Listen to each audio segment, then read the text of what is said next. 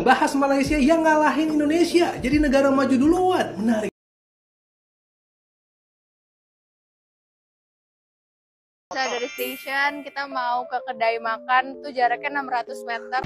Oke guys, jadi sekarang aku lagi ada di SS2 Durian Man di Kuala Lumpur. Bahas Malaysia yang ngalahin Indonesia jadi negara maju duluan. Menarik nih. Kita baca beritanya. Melaju 20 tahun lebih cepat dari Indonesia, Malaysia akan deklarasikan sebagai negara maju 2025. Seriusan kita kalah maju sama Malaysia? Apakah karena di sana ada Upin Ipin? Bukan nih. Kita sama CNBC dan Data. Ternyata kalau mau jadi negara maju ada beberapa syarat yang harus dipenuhi. Yang pertama, pendapatan per kapita tinggi, angka pengangguran rendah, tingkat ekspor yang tinggi, pendidikan berkualitas, keamanan dan kesehatan masyarakat, dan infrastruktur yang maju. Sekarang pertanyaannya, semua hal itu udah dipenuhin sama Malaysia belum? Sebenarnya sih belum terpenuhi semua, walaupun progresnya udah bagus banget. Pendapatan per kapita mereka tinggi, pendidikan juga bagus. Intinya di tahun 2025 itu mereka berambisi pengen jadi negara maju. Tapi belum target, belum fix. Nah, kalau dibandingin, target kita sama mereka beda 20 tahun. Karena mereka targetnya 2025, kita targetnya 2045. Kalau kamu sering dengar Indonesia Emas 2045, ya ini maksudnya untuk jadi negara maju. Netizen komen, bodoh amat, orang Indonesia pengen kayak gini terus kok. Please jangan diusik budaya korupsi kami. Di Indo lagi sibuk bagi-bagi jabatan sama meras rakyat. Di sini satu keluarga maju semua. Kalau menurut kamu gimana? Saya mau dengar pendapat kamu. Malaysia bakal jadi negara maju di 2025. Setelah Malaysia sukses jadi negara berpendapatan tinggi, di 2025 mendatang Malaysia akan masuk dalam kelompok negara maju. Pendapatan per kapita Malaysia pada tahun 2022 adalah 12.471,769 US dollar. Ternyata angka tersebut jadi rekor tertinggi pendapatan per kapita Malaysia sejak 1957. Selain itu, status Malaysia sebagai negara maju diperkirakan akan disusul Thailand hingga Filipina. Terus RI kapan ya kira-kira? Sangat disayangkan. World Bank menurunkan pangkat RI dari sebelumnya negara pendapatan menengah atas kini menjadi negara pendapatan menengah bawah. Hal ini karena adanya perubahan pada ketentuan ambang batas minimum yang ditentukan World Bank. Penurunan ini juga karena pendapatan per kapita RI tahun lalu juga ikut turun dari 4.050 US dollar menjadi 3.870 US dollar dan diprediksikan akan gagal mencapai Indonesia Emas 2045. Kalau dari pandanganmu gimana nih? Coba komen di bawah ya.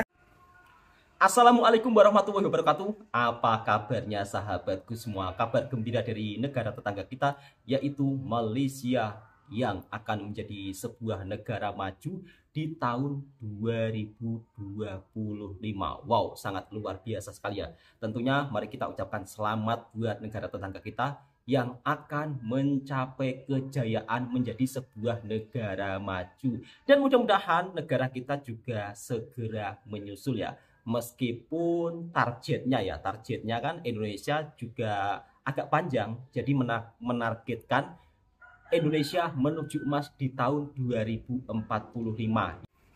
Meskipun target tersebut masih ada yang beranggapan bahwa Indonesia menuju emas di tahun 2045 nampaknya agak berat, akan tetapi kita sebagai masyarakat Indonesia, mari kita berdoa bersama-sama supaya negara kita juga bisa seperti negara tetangga Malaysia yang akan menjadi sebuah negara maju, dan mudah-mudahan Indonesia segera menyusul. Amin ya robbal alamin.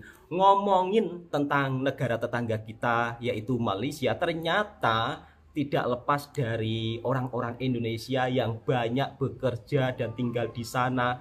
Dan juga kira-kira pendapat mereka tentang negara Malaysia ini seperti apa dengan suasana dan kemeriahannya, karena Malaysia merupakan salah satu negara yang menjadi tujuan destinasi wisata daripada orang Indonesia yang melancong ke Malaysia, dan juga ada pula orang Indonesia yang bekerja di Malaysia. Lalu pendapat mereka tentang sebuah negara Malaysia ini kira-kira apa? Dan ternyata pembahasan tentang Malaysia menjadi sebuah negara yang maju ini juga banyak diperbincangkan, ramai daripada YouTuber-YouTuber dari Indonesia yang begitu istilahnya sangat-sangat bersemangat memberitakan bahwa Malaysia akan menjadi sebuah negara yang maju. Lalu seperti apa videonya? kita reaction bersama-sama. Malaysia OTW jadi negara maju di 2025, 1 menit seputar dunia. Ya, ini bukan sekedar gimmick yang menargetkan Malaysia jadi negara maju Bukan di 2025. Yang termuat dalam kajian jangka menengah rancangan Malaysia ke-12 2021 sampai 2025. Nah, apa sih standar negara bisa dikatakan negara maju? Ya, ini mengacu pada kriteria World Bank di mana threshold atau ambang batas PNB per kapita minimum untuk negara maju itu di angka 13.845 US dollar. Nah, saat ini prediksi PNB per kapita Malaysia di akhir 2024 itu sekitar 13.430 US dollar dan targetnya akan tembus 14.250 US dollar di 2025.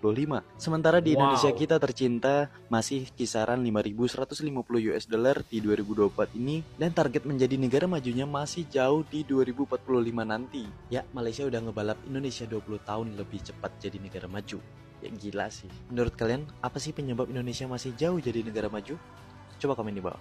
Malaysia menjadi negara yang ramai dilirik perusahaan teknologi asing untuk berinvestasi data center. Di sisi lain, Indonesia yang memiliki jumlah populasi besar nyatanya harus menerima nasib sebagai negara pasar saja. Salah satu alasan raksasa asing berani investasi di Malaysia disokong oleh banyak insentif untuk para pelaku usaha data center yang diberikan pemerintah setempat. Ada 3 perusahaan raksasa asing yang sudah berinvestasi di Malaysia tahun ini. Yang pertama, Google. Pada awal bulan Juni, Google menyatakan komitmen investasi sebesar 32,5 triliun di Malaysia. Kedua ada Microsoft.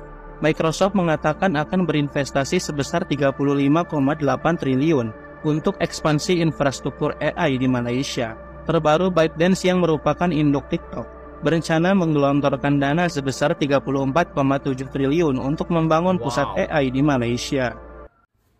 Malaysia memintas negara kita 20 tahun. Wow, ini sebuah berita kabar baik dari negara tetangga kita yang begitu luar biasa ya. Jadi Malaysia menargetkan akan menjadi sebuah negara maju di tahun 2040. Kok di tahun 2040 sih? Di tahun 2025.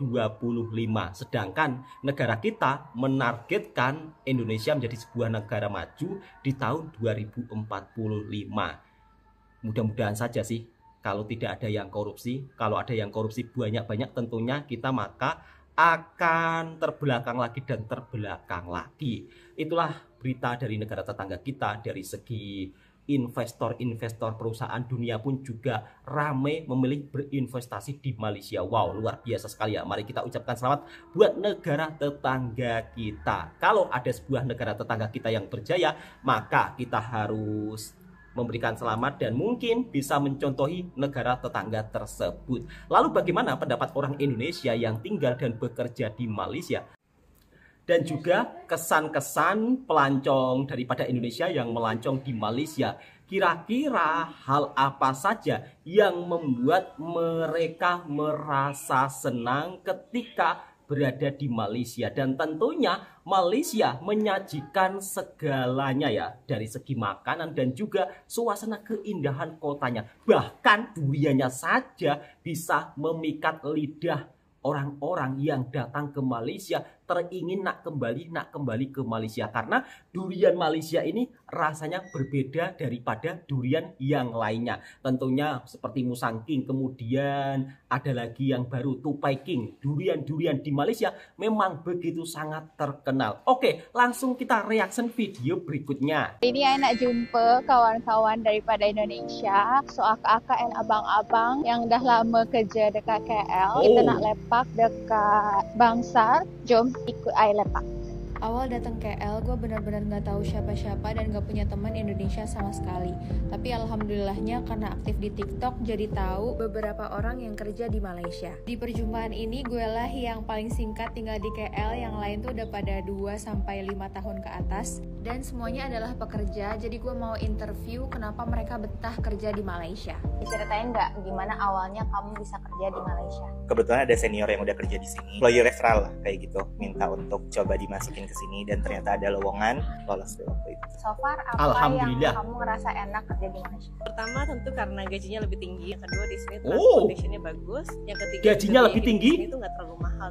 Apa aja? Biaya hidup nggak terlalu mahal. Aisyah kerja di Jakarta sama kerja di Kuala Lumpur. kita tuh di sini ada yang namanya EPF, diambil dari pegawainya sendiri kayak 11%, employernya ngasih 13%. Jadi lumayan banget. Dan juga ada SOCSO, insurance buat keselamatan kerja itu juga dipotong, tapi nggak terlalu signifikan. Tapi di sini nggak ada THR. THR itu tergantung dari perusahaannya mau kasih atau enggak. Betul. Kebetulan perusahaan saya nggak kasih THR. Oke.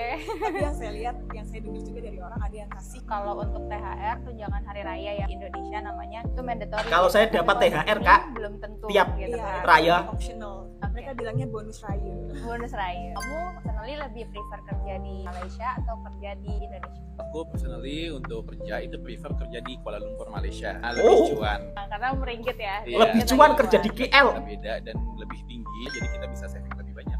Oke, thank you. Welcome. Saya dari station, kita mau ke kedai makan tuh jaraknya 600 meter, kita harus jalan. Iya, Suka duka 8 tahun tinggal di Malaysia. Gojek, abangnya langsung datang. Ini aku sama Sofi, orang Indonesia yang kerja di Malaysia. Sofi juga udah kuliah ya dari Malaysia. So far gimana sih pengalamannya dari mulai kuliah sampai kerja?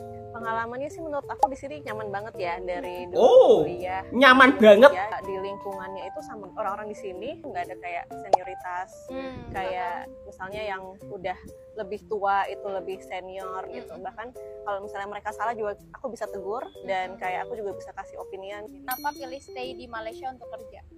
Karena deket dari Indonesia ya, karena aku asalnya dari Medan, jadi cuma 1 jam. Oh, kakak dari Medan. Nah, aku mikirnya kalau misalnya ada apa-apa dengan keluarga aku di Medan itu gampang, gampang urusannya, senang. So far yang kamu ngerasa nggak enak tinggal di Malaysia itu apa?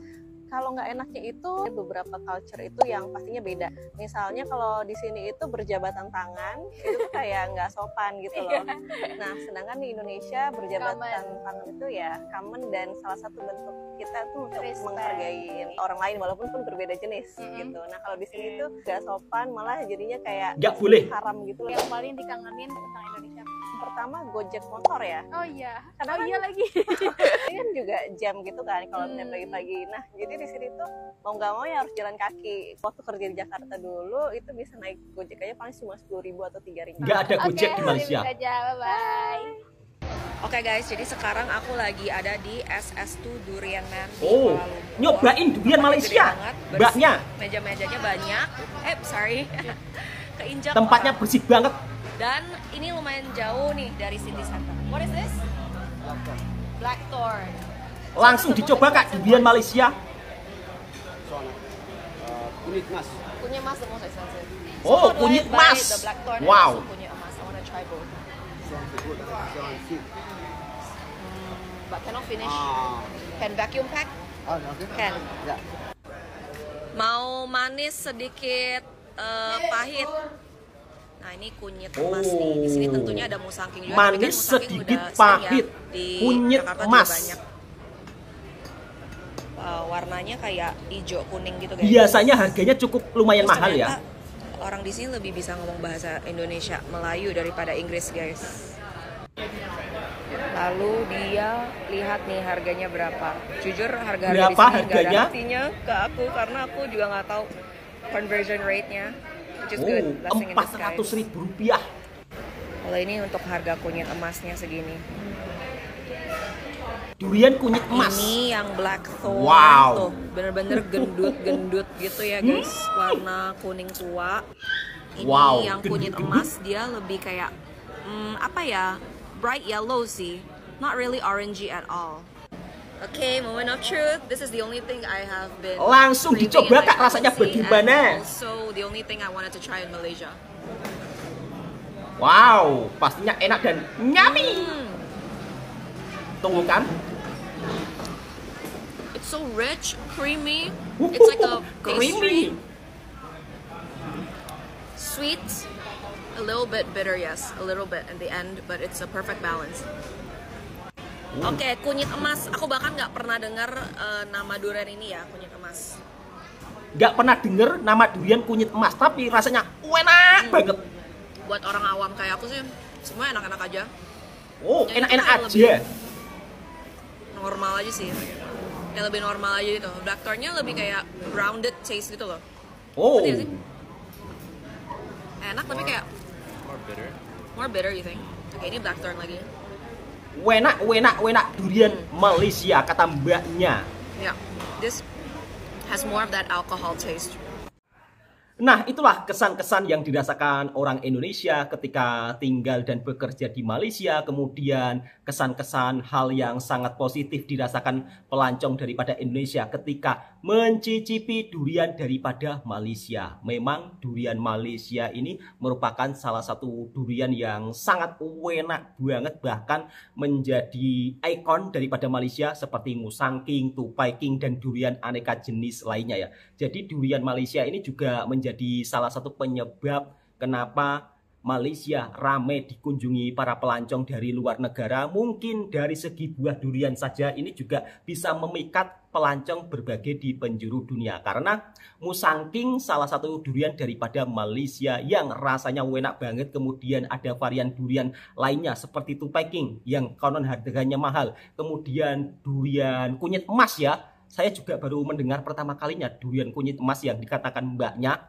yang datang daripada Indonesia jauh-jauh melancong ke Malaysia untuk mencicipi durian Malaysia. Kemudian orang-orang Indonesia yang bekerja di Malaysia juga menunjukkan kesan-kesan positif kenapa lebih nyaman kerja di Malaysia, karena terutama salah satu faktor gajinya yang cukup lumayan tinggi, kemudian dari segi jarak antara Indonesia dan Malaysia juga begitu dekat. Jadi mungkin kalau sewaktu-waktu ada apa-apa dengan keluarga bisa balik kampung seperti saya. Saya kalau bekerja di Malaysia itu juga sering bolak-balik. Dan warga yang ada di Malaysia ramah, tamah, dan baik banget sahabatku semua. Kebetulan saya juga bekerja di area perkampungan Malaysia. Saya berjumpa dengan orang-orang daripada Malaysia juga sangat ramah tamah apabila saya berjumpa dengan mereka. Dan negara Malaysia akan dikategorikan menjadi sebuah negara maju di tahun 2025 sampai 2045. Salah ucap ya. Dan Malaysia akan menjadi sebuah negara maju di tahun 2025. Wow, luar biasa dan keren sekali negara tetangga kita. Oke, cukup sekian video informasinya. Semoga sahabatku terhibur dengan kontennya Bang Toha Mersing. Dan sekali lagi video ini sebagai bentuk informasi dan hiburan. Kiranya suka dengan video reaksinya Bang Toha Mersing, silahkan tekan tombol merahnya, subscribe, like, komen, dan bagikan ke sahabat-sahabat Anda semua. Assalamualaikum warahmatullahi wabarakatuh.